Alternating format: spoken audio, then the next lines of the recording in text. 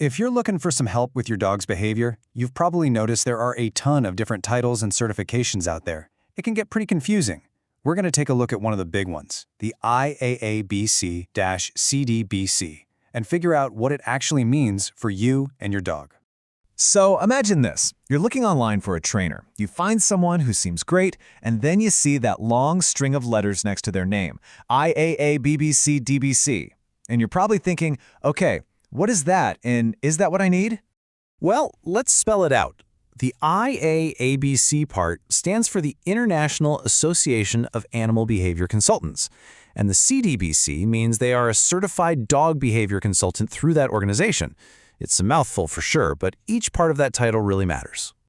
Here's the main takeaway. This credential isn't about teaching your dog to sit or stay. When you see CDBC, it tells you you're looking at a specialist, someone who focuses on more complicated and often pretty serious behavior issues. All right, complex behavior. That sounds pretty serious. But what does it actually mean in the real world? Let's talk about the specific kinds of problems these consultants are trained to handle.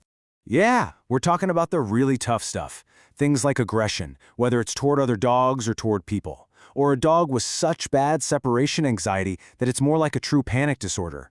This also covers things like compulsive behaviors, issues that might be rooted in past trauma, and even serious conflicts between dogs that live together. For these kinds of things, a CDBC's expertise can be a lifesaver.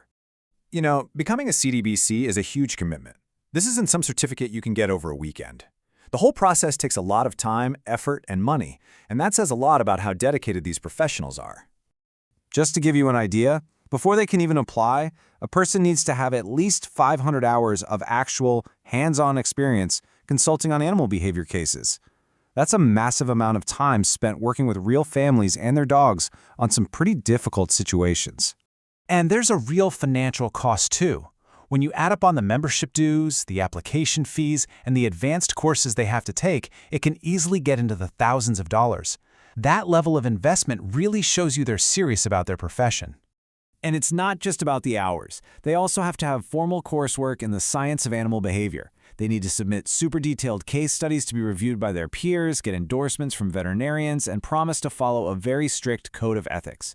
The whole process is incredibly thorough. And the learning doesn't just stop once they get certified. To keep their status, a CDBC has to do continuing education every 3 years. That makes sure they're always up to date on the latest science and the best ways to help dogs. So with all the different kinds of dog professionals out there, it can be a little hard to figure out where a CDBC fits in.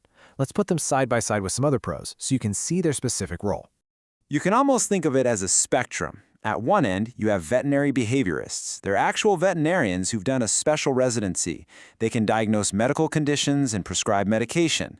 At the other end, you have certified trainers like a CPDT-K who are wonderful for general training and manners. A CDODBC sits right in that vital spot in the middle, handling those complex behavior cases that might or might not be related to a medical issue. And this is a really big deal.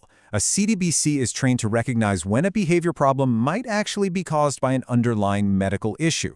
They don't diagnose, that's the vet's job, but they are really good at working as part of a team with your veterinarian to make sure your dog is getting all the care they need. Okay, so with all that in mind, how do you know if a CDBC is the person you should be calling? Let's go through a few scenarios where hiring one is probably a really good idea. Here's a pretty simple guide. If your dog is showing any kind of aggression, or if the training you've already tried just isn't making a difference, it's time to think about a CDBC. Also, if your veterinarian specifically suggests a behavior consultation, or if you know you need someone who can work closely with your vet, then seeking out a CDBC is definitely the way to go. Finding someone who is certified is actually pretty straightforward. You can just go to the official IAABC website, and they have a search tool to help you find a consultant near you. And you can even check right on the site to make sure their certification is current, which is really helpful. So you find a consultant. What's it actually like to work with them? A true professional isn't just going to show up and give you a few tips. They'll have a very structured and thorough process. You should expect them to really dig into your dog's history and environment. Then, they should give you a detailed, written behavior plan, a real roadmap. The process should also include planned follow-ups and support, and they should be completely open to working with your vet.